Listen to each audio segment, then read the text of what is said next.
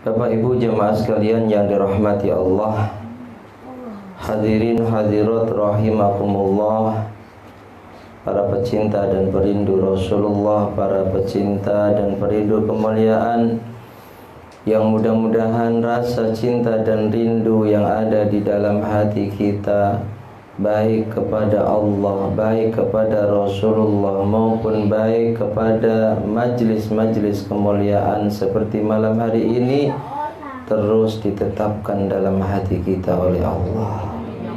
Terus ditetapkan dalam hati kita oleh Allah. Jangan sampai rasa cinta dan rindu kita pada majlis-majlis kemuliaan ini dihilangkan oleh Allah. Amin, amin, Allahumma amin.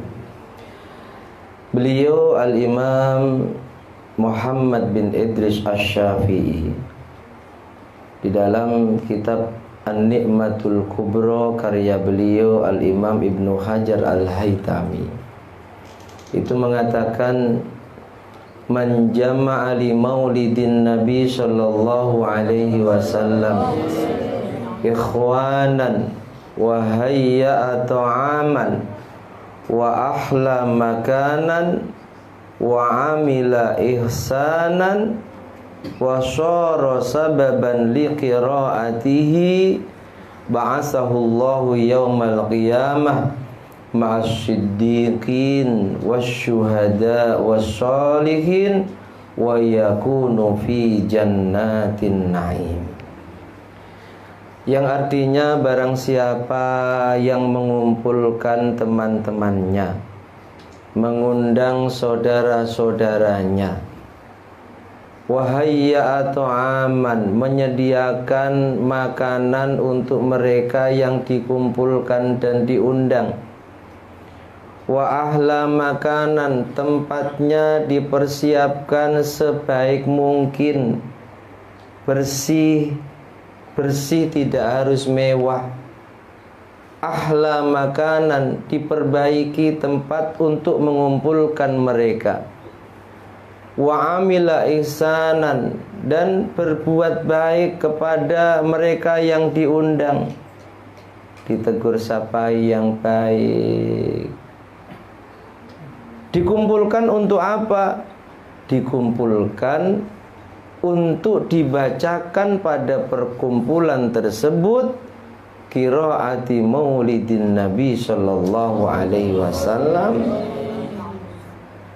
maulidnya baginda Nabi Muhammad sallallahu alaihi wasallam, kisah hidupnya baginda Nabi Muhammad sallallahu alaihi wasallam, kesempurnaan dan kemuliaan-kemuliaan yang Allah berikan kepada baginda Nabi Muhammad sallallahu alaihi wasallam. Kata Imam Asy-Syafi'i, kelak di hari kiamah orang yang mau melakukan hal seperti itu akan dikumpulkan oleh Allah bersama para siddiqin, bersama para syuhada, bersama para sholihin. Berkumpulnya mereka bukan hanya di hari kiamat saja, tapi subhanallah juga dikumpulkan di dalam surganya Allah, Jannatun Na'im. Alhamdulillah, ini keutamaan orang yang mau mengadakan majlis maulid, orang yang mau rumahnya ditempati untuk majlis maulid. Maulid apapun dibaca di sana, karena setiap kitab maulid, baik Al-Barzanji, baik Simtud Durar, baik Burdah, baik Ad-Dibai, maupun kitab-kitab maulid lainnya hanya mengisahkan riwayat hidupnya Rasulullah, hanya memuji kesempurnaannya Rasulullah, baik dari sisi fisiknya maupun akhlaknya. Siapapun yang mau mengadakan majlis maulid, begitu juga dalam keterangan yang lain dari para ulama, hadir karena ketidakmampuannya untuk mengadakan majlis maulid, ia mau mensiarkan, mau meramaikan majlis-majlis maulid ini, kelak di hari kiamat dikumpulkan dengan orang-orang yang mulia tadi. di surga pun juga dikumpulkan bersama mereka, dan Rasul termasuk di dalamnya. Meskipun Imam Asy-Syafi'i tidak menyebut Rasulullah secara otomatis Rasul manusia yang paling siddiqin, Rasul manusia yang paling syuhada. Makanya ketika ada ayat yang Allah tegaskan bahwa orang yang mati berjuang di jalan Allah, wala taqulu liman yuqtalu fi sabilillahi amwat, jangan kalian katakan dia mati, bal ahya, tapi mereka hidup, bal ahya'u walakin la tash'urun, tapi kalian tidak merasakan dan tidak mengetahuinya. Apalagi Rasulullah, orang yang mati syahid, tegas Allah larang kita mengatakan dia sudah mati. Wala taqulu liman yuqtalu fi sabilillahi amwat, dan janganlah kalian katakan untuk orang yang meninggal, yang mati di jalan Allah, jangan kalian katakan mereka mati, jangan. Bal ahya, mereka hidup, tapi kalian gak tahu ini orang mati syahid. Tentunya Rasulullah tidak boleh kita katakan mati, dan wajib menjadi keyakinan kalau orang mati syahid saja Allah larang kita katakan mereka mati. Rasulullah ini adalah tuannya para syuhada di jalan Allah. Rasulullah manusia yang sebab beliaulah Allah ciptakan alam semesta, yakin bahwa Allah itu menghidupkan Rasulullah. Secara jasadnya meninggal, hakikatnya masih hidup. Hakikatnya masih mengelilingi dunia ini untuk menengok umatnya, untuk melihat umatnya. Terlebih mereka yang selalu bersolawat dan bersalam padanya, Rasul akan tahu siapa di antara umatnya yang selalu bersolawat dan bersalam untuknya, dan siapa di antara umatnya yang tidak mau peduli, yang naudzubillah menyepelekan perintah bersolawat dan bersalam padanya. Alhamdulillah, sudah berapa malam kita dikumpulkan Allah ini? 9 malam. Mudah-mudahan minimal sampai 12 malam Allah berikan pertolongan zahir dan juga batin kepada kita, sehingga kita tetap bisa berkumpul di majlis yang mulia ini, dengan harapan kelak di hari kiamat dan juga di surganya Allah, berkenan Allah kumpulkan kita bersama orang-orang mulia dan juga Rasulullah. Amin, amin, Allahumma amin. Kemudian melanjutkan apa yang disampaikan oleh Al-Imam Jalaluddin Abdurrahman bin Abu Bakar As-Suyuti, yang tadi malam sempat saya sampaikan. Beliau juga katakan tentang keutamaan majlis maulid, tentang keutamaan rumah tempat yang digunakan untuk majlis maulid, tentang keutamaan mereka yang mau menyempatkan waktunya, yang mau mengorbankan waktunya untuk meninggalkan aktivitasnya guna hadir di majlis maulid. Beliau katakan, ma min muslimin, tidak ada orang Islam, quri'a fi baitihi maulidun nabi, yang di rumahnya dibacakan maulid Nabi, di rumahnya dibacakan maulid, mampu mendatangkan teman, syukur, baik dan mulia, sebab juga termasuk mensyiarkan agamanya Allah. Tak mampu, baca sendiri di rumah, entah burda, entah dhiba, baca. Apa keutamaannya? Beliau katakan, illa rafa'allahu subhanahu wa ta'ala al-qahta, kecuali orang yang membaca maulid itu Allah akan hilangkan darinya al-qahta, Allah akan hilangkan darinya krisis, sempit ekonomi, wal waba, Allah akan selamatkan untuknya darinya. Allah akan jaga dia dari kena wabah, penyakit. Apalagi wal harqa wal gharqa, tidak akan Allah takdirkan dia mati tenggelam. Tidak akan Allah takdirkan rumah yang dibacakan maulid itu kebakaran. Tidak akan Allah turunkan rumah yang dibacakan maulid itu afat, bala, pencurian, dan perkara-perkara yang tidak disenangi oleh manusia normal. Allah tidak akan turunkan di rumah yang dibacakan maulid Nabi.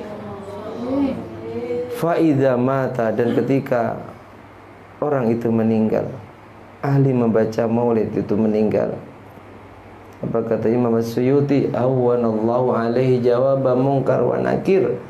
Di kuburnya Allah mudahkan untuk bisa menjawab pertanyaan munkar dan nakir. Dan di kuburnya yakunu fi maq'adi sidqin inda malikin muqtadir, akan ditempatkan oleh Allah di tempat yang terbaik di sisinya. Alhamdulillah, makanya baca maulid, ibu-ibu, bapak-bapak, meskipun gradul-gradul, tahu gradul-gradul, meskipun seperti mengeja, yang bisa burda baca, sempatkan waktu, nggak bisa tiap hari, jangan sampai rumah kita tidak kita bacakan maulid. Sebab majelis maulid itu isinya pasti sholawat. Majelis maulid itu isinya banyak. Majelis diawali dengan zikir, dan diantara zikir yang dibaca istighfar. Apa yang disampaikan beliau ini bukan kok tanpa dalil, dalilnya jelas. Dalilnya Allah menjamin seseorang itu tidak akan terkena azab selama mereka satu, bisa menghadirkan Rasulullah dalam kehidupannya. Dua, mau beristighfar, mohon ampun atas dosa-dosanya. Diceritakan dalam Al-Quran, saat Rasul ini mengajak manusia beriman, sebagian yang diajak itu tidak mau menerima ajakan Rasulullah. Bukan hanya tidak mau menerima, menantang Rasulullah. Dan itu diabadikan oleh Allah di dalam Al-Quran. Faqalu, mereka orang-orang kafir yang tidak mau menerima ajakannya Rasulullah, bahkan sebaliknya menantang Allah dan Rasulnya, mereka berkata, Allahumma in kana hadza huwal haqqa min indik. Ya Allah, ya Rabb, jika yang disampaikan Muhammad ini benar-benar darimu, fa'amtir alaina hijaratan minas sama, hujani kami dengan batu dari langit, awitina bi'adzabin alim, atau datangkan pada kami siksamu yang amat pedih dan menyakitkan. Nantang.